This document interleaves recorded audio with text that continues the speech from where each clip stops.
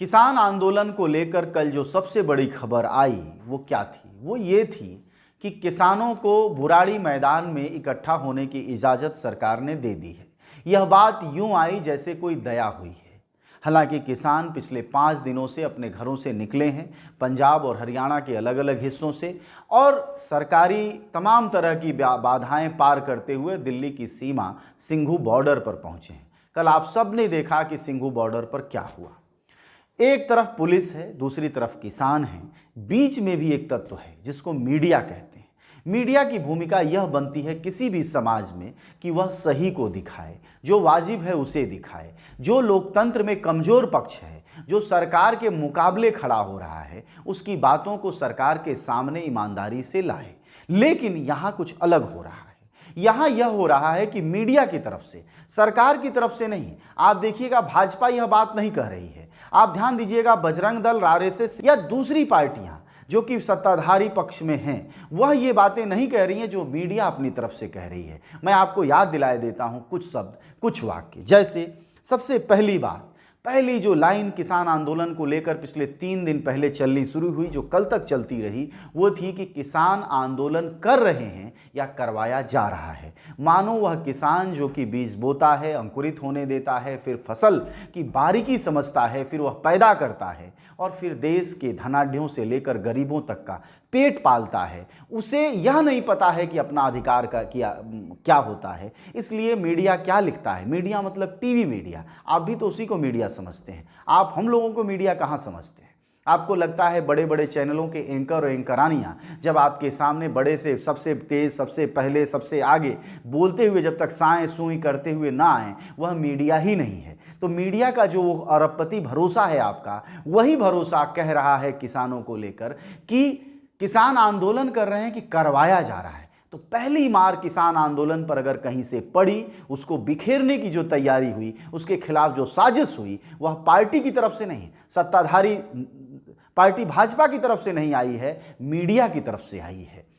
यह साजिशों को हम अलग अलग हिस्सों में आपसे बताएंगे कि कैसे मीडिया पूरे किसान आंदोलन को डिरेल करना, मतलब बिखेर देना, मतलब पटरी से उतार देने की कोशिश में पहले दिन से कैसे लगी हुई है। उनके अलग अलग शब्दावली हम आपको याद दिलाएंगे तो शायद आप जोड़ पाएं कि असल में किसानों के खिलाफ मानसिकता बनाने में जो भूमिका सत्ताधारी पार्टी की भाजपा की होनी चाहिए थी, वह भूमिका मीडिया यानी चौथा स्तंभ, निरपेक्ष सापेक्ष पत्रकारिता करने वाले लोगों की, एंकर एंकरानियों की बन गई है। अब आपको दूसरा एक शब्द सुनाता हूं कि खालिस्तानी। हम आपको पहले दिन से कह रहे हैं कि चूंकि आंदोलन पंजाब की तरफ से चला आ रहा है, चूंकि आंदोलन हरियाणा और पंजाब के किसान शामिल हैं, इसलिए खालिस्तानी शब्द का प्रयोग करना सबसे आसान है। आप ध्यान रखिएगा कि अगर यही आंदोलन असम की तरफ से दिल्ली आ रहा होता तो उसको बोडो उग्रवादियों का यह आंदोलन कह देती मीडिया। अगर यही आंदोलन छत्तीसगढ़, उड़ीसा, आंध्र प्रदेश, महाराष्ट्र की तरफ से आ रहा होता तो यह नक्सली माओवादी मूवमेंट हो जाता। और आपको याद होगा, भीमा कोरेगांव को लेकर मीडिया ने इसी तरह की बात रची, इसी तरह की स्थापनाएं दी। तो यह दूसरी बात हमने आपको बताई कि कैसे एक प्रक्रिया में पूरे के पूरे आंदोलन को साजिश करके मीडिया ध्वस्त करना चाहती है। और अब जो आंदोलन है, 5-6 दिन हो चुके आंदोलन को, चूंकि किसान थकेंगे, वह लंबे समय से चले आ रहे हैं, राशन पानी की भी एक सीमा है, दिल्ली की अपनी मुश्किलें हैं, उनके पारिवारिक संकट हैं, तो जाहिर तौर पर सरकार जानती है कि बहुत लंबा आंदोलन नहीं टिका पाएंगे किसान, इसलिए वह सारी तौर तरीके अपना रही है जिसमें मीडिया की बड़ी भूमिका है, वह भी किसानों की तरफ से नहीं, सरकारों की तरफ से। अगला शब्द है नक्सली। आप देखेंगे किसान आंदोलन में, अगर आप गए हो, हम लोग लगातार जा रहे हैं, अगर आप वीडियोस देखेंगे तो हम आपको दिखा पाएंगे कि हर तरफ किसान आंदोलन की बड़े हिस्से में एक हरा झंडा है और दूसरा झंडा लाल है। तो लाल झंडा चूंकि वामपंथियों का होता है, नक्सली माओवादी भी उस संगठनों में शामिल होते हैं, विचार उनका मिलता है, ऐसे में लाल झंडा जैसे ही बढ़ेगा दिल्ली की सीमा पर और मीडिया को दिखाई देगा, वो उसको नक्सली टाइप में, माओवादी टाइप में, आतंकवादी टाइप में लगाना शुरू कर देगी और आतंकवादी कहना शुरू कर दिया है। अगली बात जो सबसे साजिश का आखिरी चरणों में से एक है, वह है शाहीन बाग। आप सोचिए, आज ट्विटर पर शाहीन बाग ट्रेंड कर रहा है, यानी 3 शब्द, खालिस्तान, नक्सली माओवादी और शाहीन बाग। यानी 3 आतंकवाद, मुस्लिम आतंकवाद, माओवाद, कम्युनिज्म का आतंकवाद और खालिस्तान पंजाबी आतंकवाद, इसको मीडिया ने कैटेगराइज कर दिया। किसको बता रहे हैं? हमको, आपको, उत्तर भारत के बैठे हुए युवक युवतियों, बूढ़े बूढ़ियों और जवान जवानों, अधबुड़ अधबुड़ों को बता रहे हैं कि ये 3 तत्व जो है वह आंदोलन कर रहे हैं। आंदोलन में सिर्फ शाहीन बाग है, शाहीन बाग के साजिश करता है, नक्सली हैं और क्या है, खालिस्तानी है। इस विश्लेषण को समझिए मीडिया की। यह क्या होता है कि आपका पुराना प्रेजुडिस जो है वह किसानों के साथ जुड़ जाता है। आप चूंकि शाहीन बाग वालों को समझते हैं कि वह टुकड़े टुकड़े गैंग हैं, आप चूंकि समझते हैं कि वो देशद्रोही हैं, आप चूंकि समझते हैं कि मुसलमान है तो खराब ही होगा।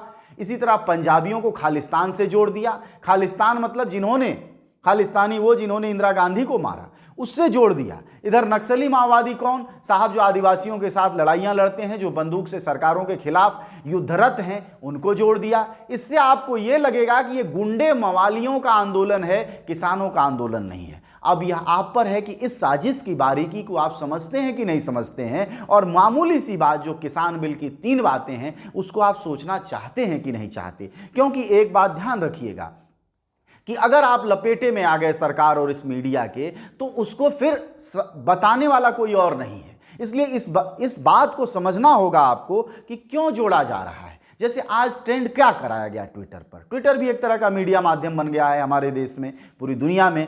मोदी संग किसान, यानी किसानों का वह हिस्सा जो खालिस्तानी, नक्सली, शाहीन बाग, माओवादी, वामपंथी, ये सब जो है, यह किसान तो वो है जो देशद्रोही है। किसानों में बंटवारा, बात बात में बंटवारा, मजदूर लड़ें तो बंटवारा, किसान लड़ें तो बंटवारा, छात्र लड़ें तो जेएनयू वाले आतंकवादी, मुसलमान पंथी, वामपंथी, ये सब बंटवारा। यानी भाजपा की जो बुनियादी नीति है उसको आपको समझना चाहिए।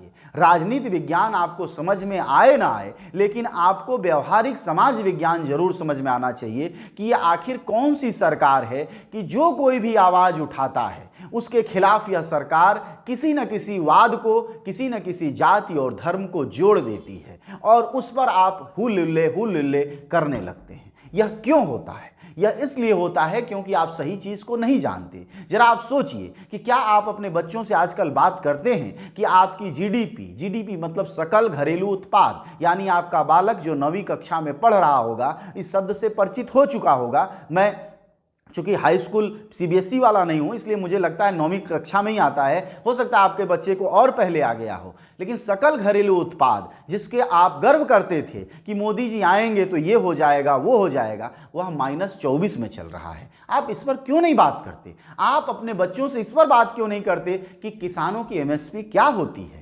आप इस पर बात क्यों नहीं करते कि 2 करोड़ रोजगार का क्या हुआ? आप इस पर बात क्यों नहीं करते कि लगातार नौकरियां कम क्यों हो रही हैं? जब आप इस पर बात करेंगे तो कम से कम आपको खालिस्तानी, नक्सली, माओवादी, वामपंथी, ये सारी बातें, शाहीन बाग, समझ में आएगा कि संघर्षों को सरकार बांट रही है। बांटो और राज करो की जो नीति अंग्रेजों की थी, उसको अगर सबसे ज्यादा किसी ने अपने जहन में, अपने काम में, अपने तरीकों में उतारा है तो वह है आरएसएस की बनाई हुई पार्टी भाजपा। हर बात में, हर सवाल में वह बांट रही है। अब जरा सोचिए, यह किसान जो कि कह रहे हैं कि यह किसान बिल के जो ड्राफ्ट हैं वह ठीक नहीं है, उसे सरकार वापस ले, तो उसको सुनने को सरकार तैयार नहीं है, वार्ता को तैयार नहीं है, थका रही है। यानी किसानों से नागरिक की तरह व्यवहार करने के बजाय आप गुंडों की तरह अगर व्यवहार करेंगे, फिर वह किसान आपको अपने देश का अपना मालिक, अपना नेता, अपना रहनुमा